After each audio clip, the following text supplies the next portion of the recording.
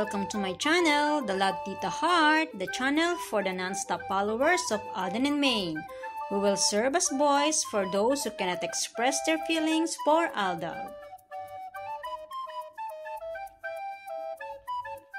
Kamusta po kayo mga ka-non-stop? Good day po sa inyong lahat. Bago po tayo tumungo sa kaganapan kay Alden and Maine, please subscribe and hit the notification bell para ma-notify po kayo sa mga bagong video na i-upload ko. Salamat po! Happy Heart mga ka-Aldab! Happy New Year po sa inyong lahat! Salubungin po natin ang 2025 ng may positibong pananaw. Ika nga, chillax and deadma lang sa mga sarswela. Katatapos lang ng movie ni Alden, wait naman natin kung ano ang susunod niyang proyekto. Patapos na rin ang kanyang series na Pulang Araw. At ngayon, holiday break, kaya pahinga muna si Alden with the whole Fokerson Senior family and Fokerson Junior family. Holiday break sa US, kasama na ang pag-celebrate ng kanyang birthday na ilang taon na rin niyang ginagawa makatapos ng pandemic. Kaya naman sa mga ka-Aldab Nation natin dyan sa US, pa-share naman po kung sakaling matsyempuhan po ninyo ang mag-better half, Alden and Maine, together with the kids. Dyan po sa US habang sila po ay pabakasyon dyan. Marami na ring nakaka-witness sa kanila mula pa noon. At pati si Daddy Bay, ibinahagi din niya na ang nakaraan nilang bakasyon sa Japan, nakasama po nila si Mengay. Kaya naman masasabing may malasakit din naman si Daddy Bay sa buong fandom ng Aldab Nation. Dahil matatandaan na ginawa ni Daddy Bay ang pagbabahagi bago pa dumating ang malalang Sarsuela 1 na kung iisipin ay nagpatiuna na si Daddy Bay na ibahagi muli ang katotohanan bago pa sumapit ang Sarsuela sa panahon ng Bagyong Egay. Tandaan lang po natin mga ka-Aldab na ang ganitong pagbabahagi na galing mismo kay Daddy Bay ay napaka-importante dahil ito ay isang bahagi ng katotohanan sa relasyong namamagitan sa isang tunay na Nico Maine na asawa ni Richard Jr. Kaya naman, ibinabalik lang po natin ang tagpong ito dahil ang sabi nga ni Daddy Bay, nasa likod mo lang ako manugang ko, na may petsang December 7, 2016. Mahal ng Fokerson Senior family si Maine. Kaya naman sa mga sarswelang nagaganap, laging to the rescue ang Fokerson family. Noon pa man anak na ang tawag ni Daddy Bay kay Nico Maine at kaya naman balae ang tawag niya kay Tatay Teddy.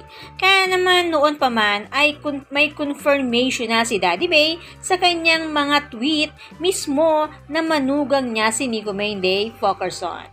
Kaya kahit throwback ang mga tweet na ito, masasabing tunay itong resibo or ebidensya na galing mismo sa daddy ni Richard Jr. na nagsisilbing suporta sa patunay at katotohanan sa pagiging mag-asawa ni Mengay and Pisoy.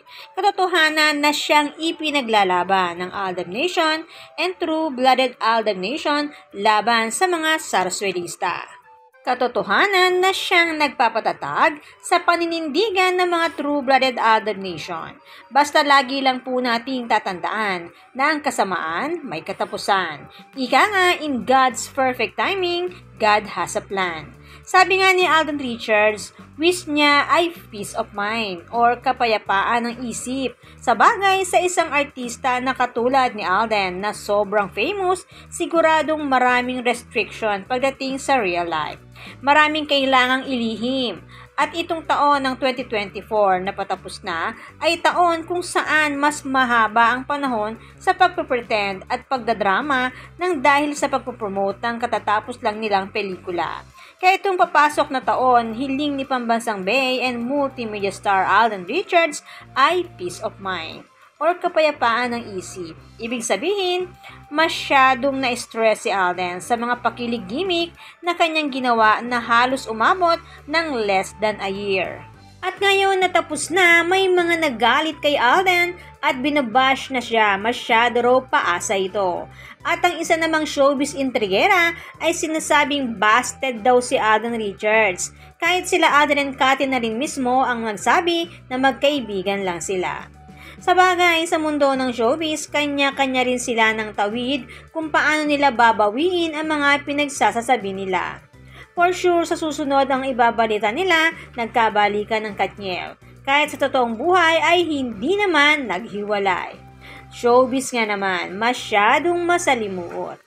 At ngayon, sa isang panayam kay Alden Richards, inamin nito na pangarap talaga niya na makatrabaho si Direk Sig Dulay matapos mapanood ni Tisoy ang Green Bones na pinagbibidahan ni Dennis Trillo at Ruru Madrid. Directed by Sig Dulay, sa ginanap na pa-black screening ni Alden Richards bilang suporta sa pelikula na Green Bones. Kaya naman, let's wait and see kung this coming 2025 ay maging magkatrabaho nga si Alden Richards and Direk Sig Dulay. Kaya naman ating abangan kung ano ang magiging proyekto ni Tisoy sa susunod na taon. Basta ang sigurado pa lang sa mga ibinahagi ni Alden Richards ay ang pagsa-celebrate ng kanyang 15 years sa showbiz this coming 2025. Kumbaga, planado na ang mga magiging celebration ng kanyang 15 years anniversary in showbiz dahil pinagmitingan na nila ito.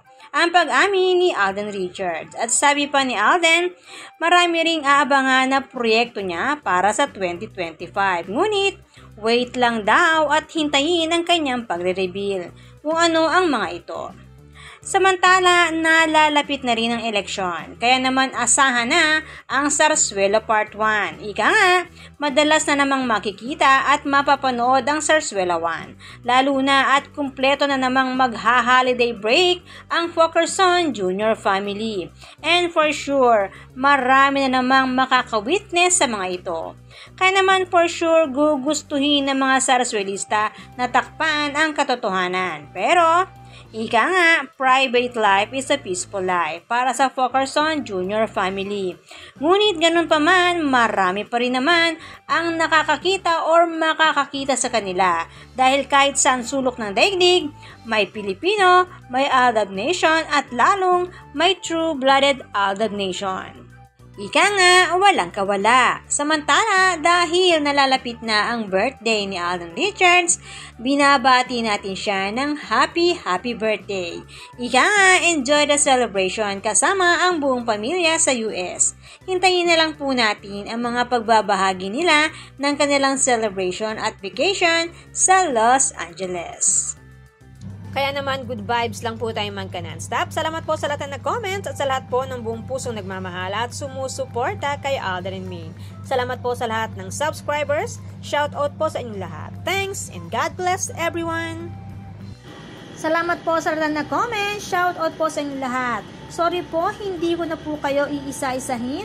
Sobrang dami po ninyo. Patunay lamang po ito na talagang lumalakas lalo at sumisigla ang buong fandom sa ganitong pagkakataon. Salamat po sa inyong lahat. Aldab lang ang malakas. Hangad ko po ang magandang kalusugan para po sa inyong lahat. Salamat po Aldab Nation and true-blooded Aldab Nation. Thanks, stay safe, and God bless everyone!